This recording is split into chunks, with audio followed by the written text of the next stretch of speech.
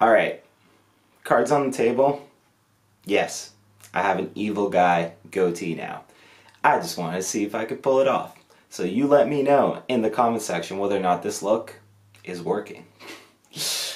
But other than that, it is JJ Buckets here. I am here for another installment of JJ's Mailbag. It's basically where I ask you, the viewers, for your hot takes, bold predictions, questions, anything really. And for this one, I decided to ask about, the Raptors and the upcoming NBA season, and just see what I got and respond to my favorite ones. If you want to be involved in one of these in the future, go follow me on Instagram, go follow me on Twitter. You will see the posts where I asked for them, and who knows, your name could pop on here for the next one. But other than that, it's pretty simple concepts. Without a proper center, the Raptors will struggle. Interesting one here. I know this is a take or an opinion that my good friend, the Warriors Report, obviously kind of holds similar views on. And I don't necessarily know whether or not I agree. Frankly, if I had to say it right now, which I do, that's the whole point of this video, I would probably say I disagree. I do think the Raptors, with some of their picks, obviously to kind of get lengthier and get bigger overall, like amongst the lineup, will kind of offset the fact that obviously Khem Birch isn't a world beater at center. And obviously he's fine. He's a little undersized, but basically I think the length elsewhere on this team can make up for the fact that the center position isn't necessarily in the greatest position. Wow, that sounded weird. The center position isn't in the greatest position. Anyways, I do think there's enough talent to offset that. Where the Raptors will struggle is probably in those matchups against the Joel Embiids of the world, the Nikola Jokic's of the world. Those guys will probably give the Raptors medicine, and I don't like them in those specific matchups, but for the most part, you can scheme around that. I want Jeremy Lin back. No. His time as a serviceable role player in the NBA has passed. Sorry, bro. Raptors will be a top 5 defense provided they don't tank for another pick. Ooh, this is a hot take. And maybe it's the fan in me, but I'm actually kind of inclined to agree on this one. Obviously, I think it's been no secret that the Raptors have wanted to build a strong defensive unit. For the most part, that seems to be the vision that Masai and Bobby are going for, as evidenced by a guy and by an addition like Scottie Barnes to a team that already has a lot of good defenders, like Fred VanVleet, like OG Anunoby, like Pascal Siakam. Yeah, I could actually really see this one. I genuinely really could. It'll be interesting for me. I think the one factor when it comes to having elite defensive units is having that one guy that is kind of, in that Draymond Green vocalized role where he is just leading your unit and kind of getting everybody in the right position and erasing a lot of mistakes. So I will be very curious who on the Raptors will fill that role. For the most part, OG Anunoby is the name that kind of jumps out at you immediately, but at the same time, so does Scottie Barnes. However, it is a little tricky / interesting in that regard, because obviously Scottie Barnes might not be a starter, probably won't be a starter. Again, I've talked about it before. For the most part, I think Fred VanVleet, Gary Trent Jr., OG Anunoby, Pascal Siakam when he's healthy, and Khem Birch is your starting lineup. So it'll be interesting to see. Obviously, Scottie's somebody that's loud and vocal and a leader. It'll be interesting to see how he can have that impact if he is coming off the bench. And obviously, if we're talking about good defenders off the bench, Chris Boucher is obviously coming off it as well, and he's a fantastic defender, very lengthy player, very good shot blocking player. So I could genuinely really see this one happening. Again, the caveat is provided they don't tank for a pick, whether that be, from the get-go or later in the year if things just aren't going according to plan, that they are a top 5 defensive unit.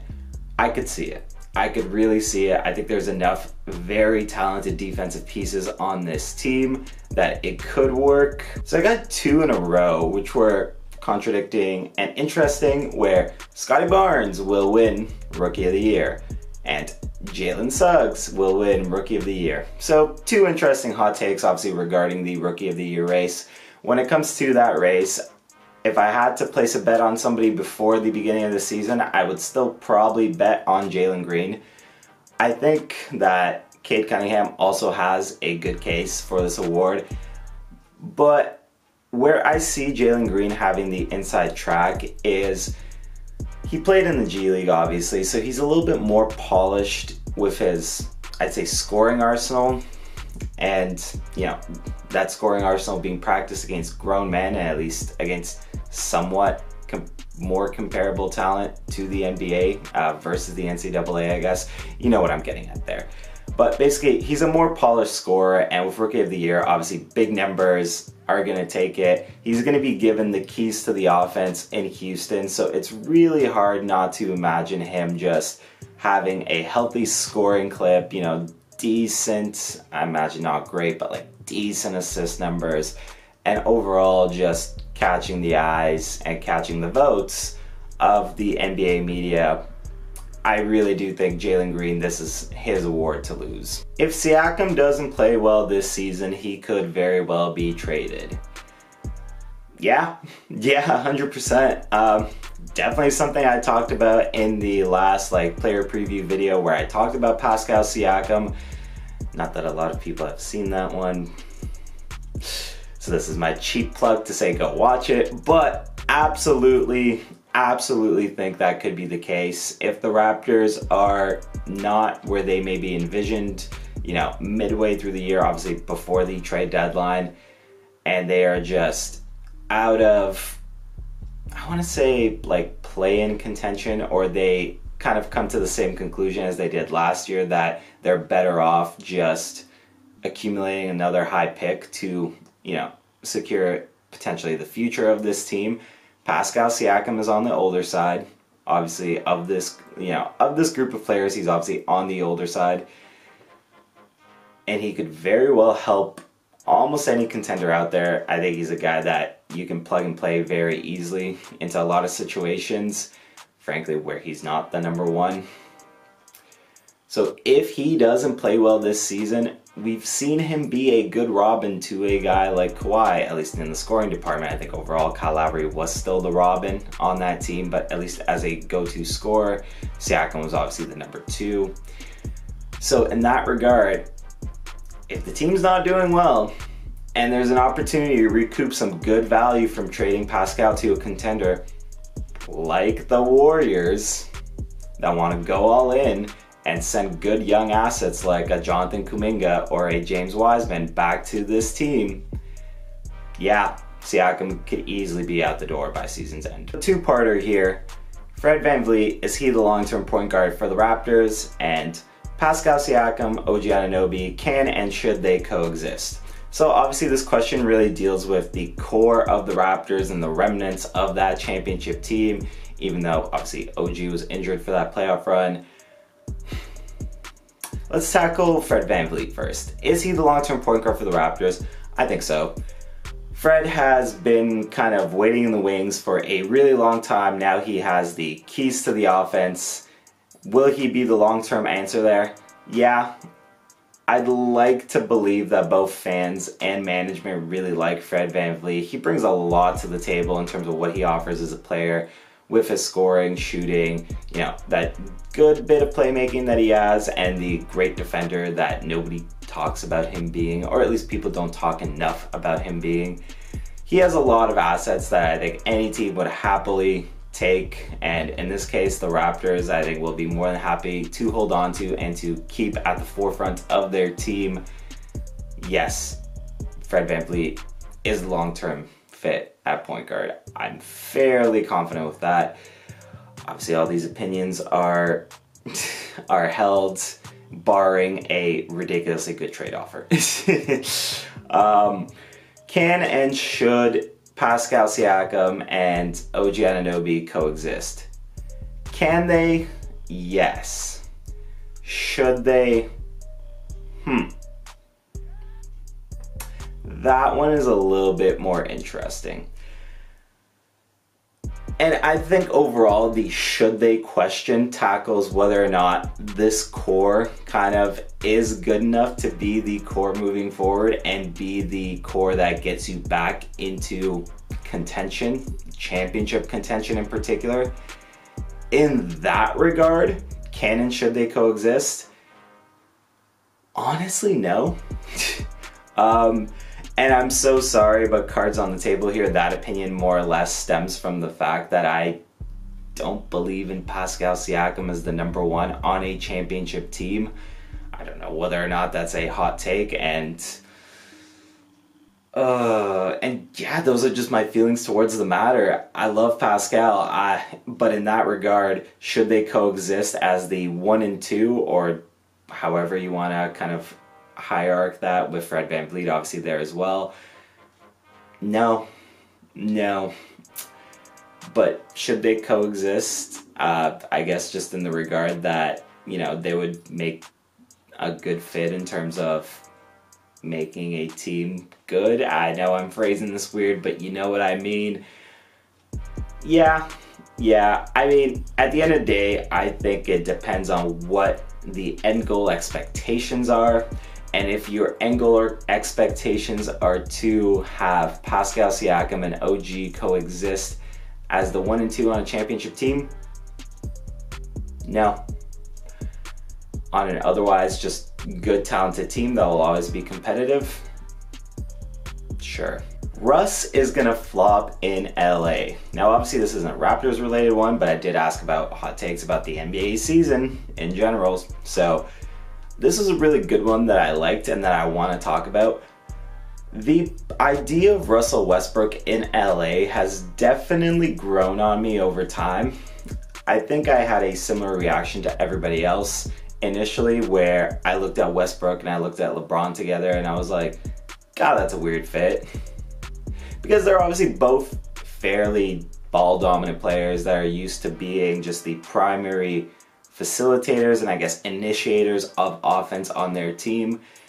Here is why I think it actually could work, and then I'll follow that up with still some further concerns. So why I think it could work, in particular for the regular season, I really like this fit because LeBron James can pretty much just coast through the regular season. We know Russell Westbrook is a player that goes 100% all of the time. So for the most part, he can do the heavy lifting in terms of being the initiator in the regular season and let LeBron kind of keep himself preserved for the playoffs and then activate playoff mode and go playoff LeBron and be a dominant player then. I really do like that there. One of my initial things with this fit was imagining how the offense would work with Russell Westbrook being off ball, you know, to LeBron, and I'll get to that, and that's a little bit later. But I actually think LeBron, at least in the regular season and somewhat in the playoffs, but obviously less so in the playoffs, will be the off-ball player. I'd imagine Russ is actually going to be initiating the offense a lot more than most people would anticipate. And in that regard, I think that's fine.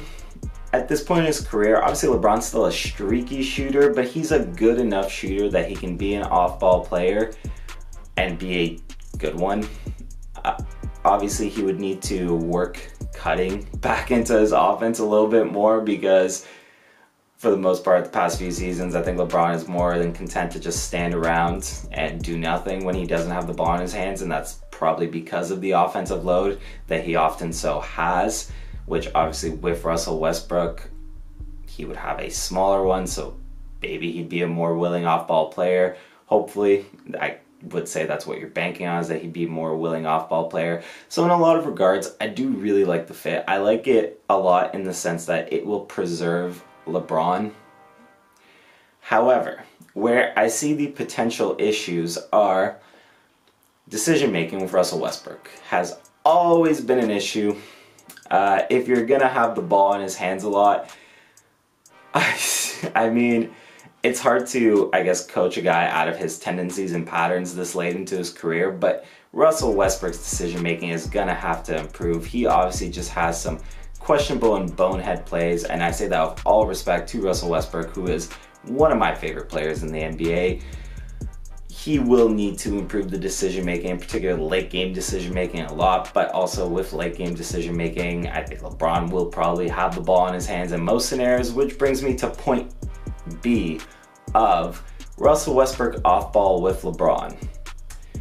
I think it's no secret that Russell Westbrook is not a great shooter, and that creates potential spacing issues, which is obviously the main thing people jumped on immediately, where if people are sagging off Russ and double teaming LeBron, double teaming AD, that just makes their life more difficult.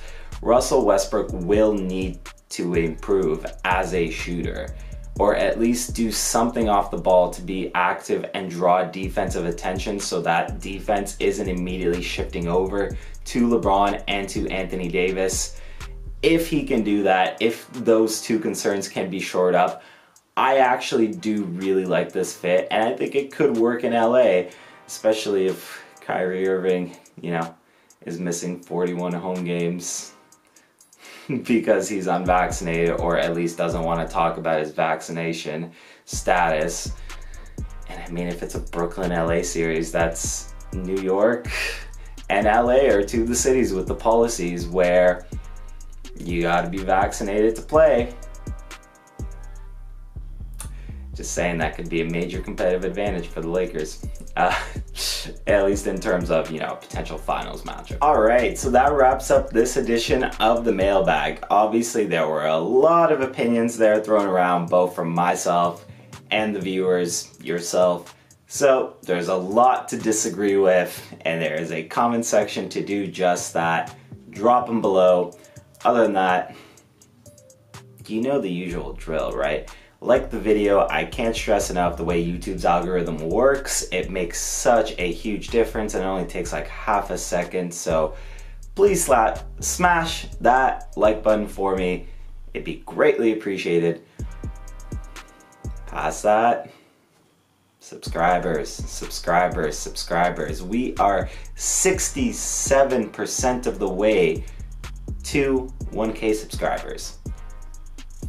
I think we can do better. I think we can do a lot better. So hit that button, and keep coming back every week for more videos. I promise they will always be here, and I will always be here.